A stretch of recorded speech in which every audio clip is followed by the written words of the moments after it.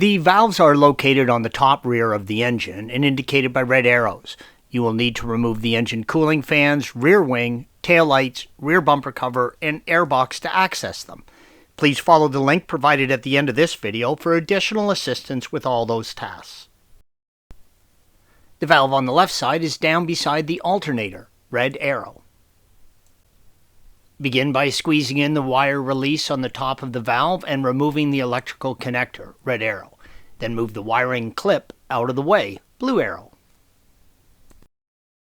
Clean the area around the base well and then use an E6 torque and remove the two bolts, red arrow, one on each side. A trick I use to place a small piece of old glove or tape on the end of the socket to help hold the bolt in place. This saves you from dropping it down into the engine area. The valves can be in there really tight. Protect the body of the valve and twist it as you pull it straight up. Check the mesh screens, red arrow, and clean as needed. If the screens are damaged, the valve must be replaced. The small welds on the screens can fail from heat and vibrations, and the screens can pop off when removing. Make sure to plug the opening after you remove the valve and clean the mounting area. If you are reinstalling the valve, you must replace the O-ring.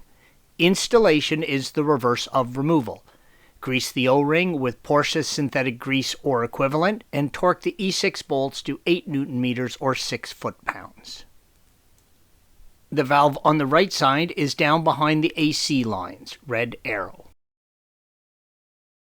The procedures for removing and reinstalling the electrical connection, blue arrow, and bolts, red arrows, are the same for both sides. Thanks for watching. Be sure to subscribe to our channel and check out another video in this series.